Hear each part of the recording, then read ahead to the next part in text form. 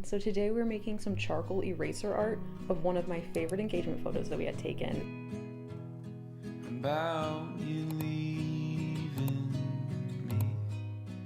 It's honestly a work of art in and of itself already. Let's just go print out the picture so we can get started. I'm printing out the image so that we can easily reference it while we're creating our art. We're gonna dust a nice piece of paper with the charcoal powder and then artfully erase it away to create our image. Materials for this project include a printed out version of the engagement photo. I'm using paper from my sketchbook, a charcoal drawing set that includes charcoal pencils, a white pencil, and these little blenders. And I'll explain some more specifics about these as the process goes on. And most importantly, we need charcoal powder. And don't forget the erasers. I'm gonna buy some more that are less used, that have better points, so you can get really precise with what you're erasing. I'm drawing a grid on my printed picture so that it's easy to reference when I'm drawing. The final size will be 8 inches by 10.5 inches, and each square is going to be 1 inch, except for the bottom row will be a 1/2 inch by 1 inch. Now I'm drawing the same grid on my nice sheet of paper. I decided to make my art the same size as the printed photo, but if you decide to make it a larger piece of art, you just make the square sizes in proportion to your art piece. So you want the same number of squares, you just make them larger. Did have to redraw the grid after dusting with charcoal, so just make sure you dust it first. I realized there was hard and soft charcoal pencils. I went with the hard, which I realized later on was the wrong decision. So the softer the pencil, the blacker the effect. And now I just picked a square to start with and used my actual photo as a reference and drew exactly what I saw in that one square. At this point I realized the easiest route was just to black out as many squares as possible. Starting with my fiance's sweater, I just mark all the squares that are completely black, and then I use the black charcoal pencil to color them in.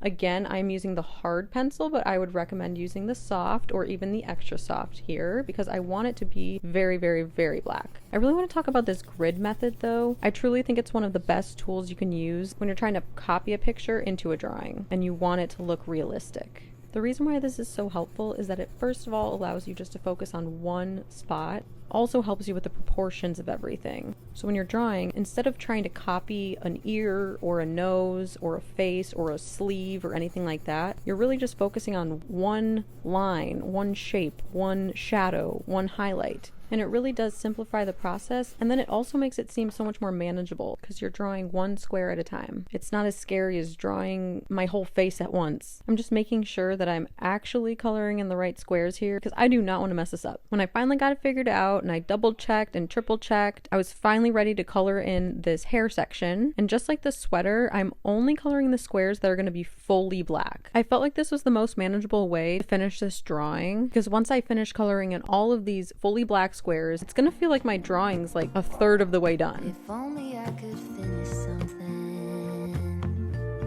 run straight through to the end, close a chapter dignified. Damn girl, you did it again. But will it ever be enough when I'm bent on trying to keep it tough? Will I ever settle down, happy with the here and now?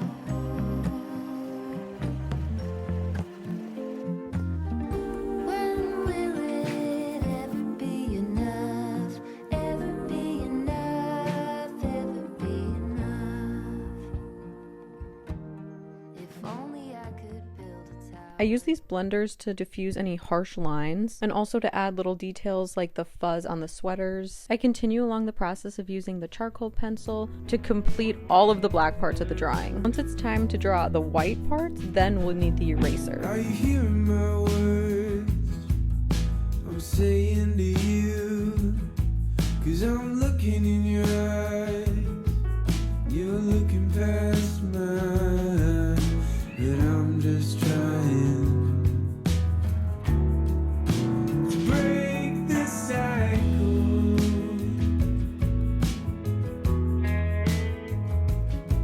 Why are you staring at the door like I'm in the way? If you're leaving, that's fine. When you get to details like the ear, you realize how much more manageable it is when you use this method. I usually start by focusing on the lines that I see in each square, and then focusing on the shadows and the highlights, because then I can go back and blend and erase to create those shadows and highlights. And then all of a sudden you're left with what looks like an ear, or at least what looks like part of an ear. And if you realize it doesn't really look like the reference photo, just try to erase the parts that really aren't matching up and just keep messing with it until you're like, wow, this really does look like this ear, or this really does look like the picture. And if you really can't tell why it doesn't look like it, maybe just go on to the next square and finish the whole ear, and then once you're done with it, start to go back and double check why it's not matching up. That's a good thing about focusing on one square at a time, because you can see, okay, this line or this shape starts about halfway across this square, or about a quarter of the way across the square. You can really start matching up where to start each line, where to start each shadow, where to blend it out. And then once you connect the squares, you just all of a sudden have an image starting to form, and then you can start kind of touching up areas maybe you can eyeball and fix from there. So it's really okay at any point to just erase away something that you're not happy with and start over, even if it's just in one square or if it's one whole part of the picture. To get the black parts of the photo, I'm using the charcoal pencil. Baby Ash. It's looking pretty good, actually.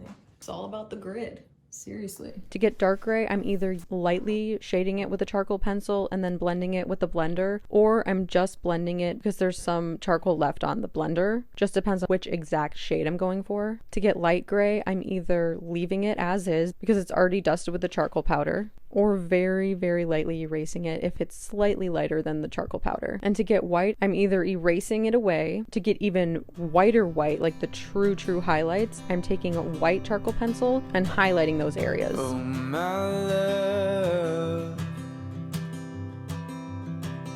you're such a fragile thing, I know. And with the winter comes the ice, the snow, but I'm here to hold.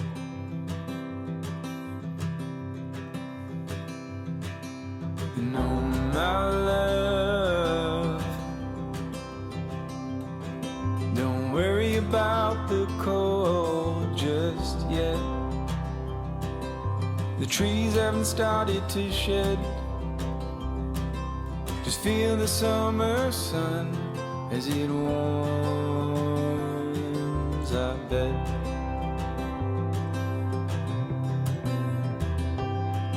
I'm lying,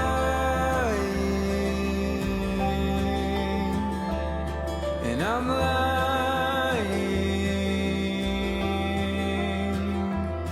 when I say I'm not afraid,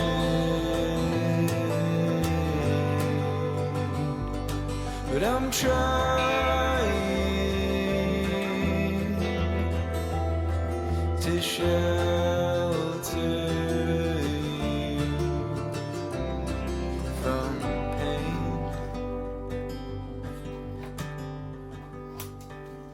And oh, my love,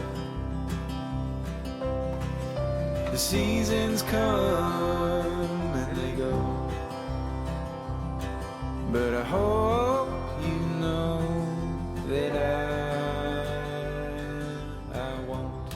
Here's my completed charcoal drawing. I had so much fun doing this. I haven't done like an art piece like this in such a long time, especially a drawing. I've done a few paintings probably in the last couple of years. It was nice to do something a little bit more art focused rather than like DIY home decor focused. But hey, this is honestly a perfect decoration for our house. Thank you so much for watching today's video. Please let me know what you think down below in the comments. I would love to hear your opinion, and I will see you guys in my next video. Bye! I don't think about it.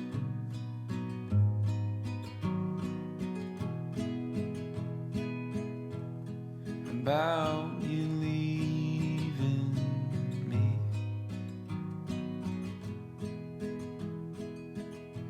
I don't know who I'd be